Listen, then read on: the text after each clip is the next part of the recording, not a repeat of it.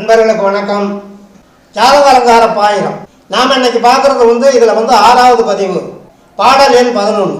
இப்போ இந்த பாடல்ங்கிறது ஜோதிடர்களுக்கு மிக மிக முக்கியமான ஒரு அத்தியாவசியமான பாடல்னு சொல்லணும். ஒரு ஜாதகம்னா என்ன, அதில் சுகதுக்கங்கள் ஏன் வருது, சுகம் வந்தால் எந்த மாதிரி மகிழ்ச்சியாக கொண்டாடணும், துக்கம் வந்தால் அதுக்கு என்ன பரிகாரம் பண்ணணும், அதை ஏன் பண்ணணும் அப்படிங்கிற விளக்கத்தை மிக அற்புதமாக இந்த ஜாதக அலங்காரம் இந்த பாடலில் முதல்ல நாம் அந்த பாடலை பார்த்துட்டு அதுக்குண்டான விளக்கத்தை பின்னால் தொடர்ந்து பார்ப்போம். குறித்திடும் ஜாதகம் என்பது அவரவர் தம் வினையின் குணங்கள் அறிந்து அயன் விதித்த கொள்கை உளதன்றோம்.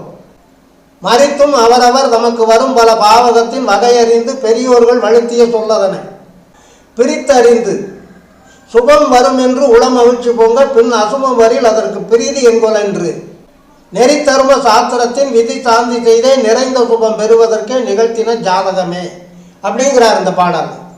அப்போ குறித்திடும் ஜாதகம் என்பது அப்படிங்கிற போது நாம் ஒரு ஜாதகருக்காக கடித்து நோட்டு புத்தகம் போட்டு எழுதி வச்சிருக்கிறோமே ஜாதகம், அந்த ஜாதகம் அப்படின்னா என்னன்னு சொன்னால் அவரவர் தம் வினையின் குணங்கள் அறிந்து அயன் விதித்த கொள்கை.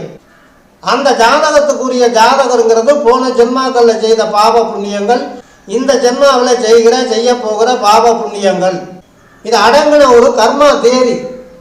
அப்போ அந்த கர்மா தேரியில் புண்ணியம் பண்ணியிருந்தால் நல்ல பலன்கள், சுக பலன்கள், சந்தோஷங்கள், சௌபாக்கியங்கள், சோபனங்கள் கூடி வரும்.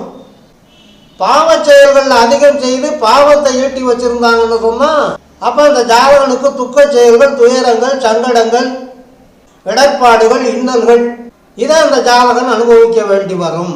இந்த உண்மைகளை பிரம்மா அந்த ஜாதகனுடைய தலையில் எழுதி வைத்திருக்கிற எழுத்தினுடைய டயக்ராம், ஒரு வரைபடம் தான் அந்த ஜாதகம் அப்படிங்கிற முதலடியில்.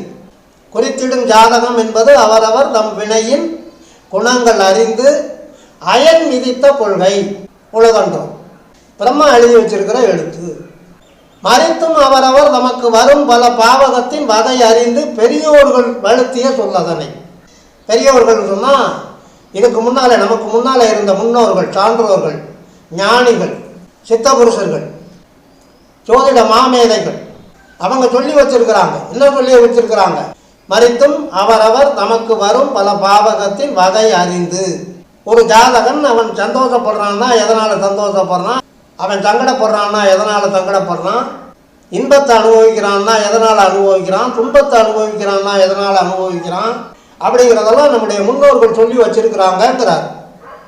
ஞானசம்பந்த பெருமான் சொல்கிறாங்கல்ல, அவ்வினைக்கு இவ்வினை யாம் என்று சொல்வது மகுதறிவீர், உய்வினை நாடாதிருப்பது உந்தமக்கு ஊனமன்றோ, கைவினை செய்து எம் பிரான்களை போற்றுதும் நாமடியோம், செய்வினை வந்து எமை தீண்டப் பெறாதிரு நீரகண்டம் அப்படின்னு பாடியிருக்கிறாங்கல்ல. அப்போ ஒரு மனிதனுக்கு வரக்கூடிய அந்த வாழ்நாளில் வரக்கூடிய சுக துக்கங்கள் அதெல்லாம் அவ்வினைக்கு இவ்வினைங்கிற பூர்வ ஜென்மாக்களில் செய்த பாவ புண்ணிய செயல்களுக்கு உண்டான பலாபலன்கள் இந்த ஜென்மாவில். அதைத்தான் இந்த ஜாதக அலங்காரமும் பேசுது. மறித்தும் அவரவர் தமக்கு வரும் பல பாவகத்தின் வகை அறிந்து பெரியோர்கள் வழுத்திய சொல்லதனை பிரித்தறிந்து சுகம் வரும் என்று உளமகிழ்ச்சி போங்க. அப்போ அந்த ஜாதகத்தில் இந்த ஜாதகன் இன்ன காலத்தில் இந்த மாதிரியான இன்பங்களை, இந்த மாதிரியான சுகத்தை, இந்த மாதிரியான சந்தோஷத்தை அனுபவிப்பான்னு ஜோசியர் சொன்னார்னா சந்தோஷப்படுங்கிறாங்க. சுபம் வரும் என்று உளம் மகிழ்ச்சி போங்க, பின் அசுபம் வரில். அந்த மாதிரி இல்லாமல் ஒரு ஜோசியர் உனக்கு இந்த நேரத்தில் இந்த கஷ்டம் வரப்போகுது, அட்டமத்து சனி வருது, ஏழரை சனி வருது, இல்லை விபத்து தாராதேசம் நடந்துக்கிட்டு இருக்கு, விபத்தில் பாதிக்கப்படுவ, இல்லை பிரத்யேக தாராதேசம் நடக்குது, அதனால் பகை வெறுப்புகளை சம்பாதிக்க போகிற ஜோசியர் சொன்னார்னா பின் அசுபம் வரில். அந்த மாதிரி துக்க செயல்கள், சங்கட செயல்கள், இன்னல்கள், இடர்பாடுகள் சுட்டி காட்டப்பட்டால் அதற்கு பிரீதி என்கொல் என்று, அதுக்கு என்ன பரிகாரம் செய்யலாம்னு அந்த ஜோசியர்கிட்ட கேளுங்கிறார்.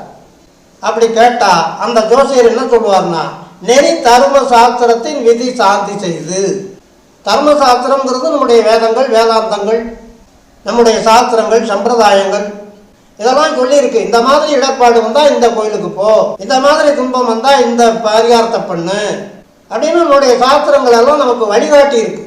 அந்த ஜாதகத்தில் இருக்கிற கோளாறுகளுக்கு என்ன பரிகாரம் செய்யலாம்ங்கிறத பெரியோர்கள் சொல்படி கேட்டு அந்த பரிகாரத்தை செய்து நிறைந்த சுபம் பெறுவதற்கு நிகழ்த்தினர் ஜாதகம்.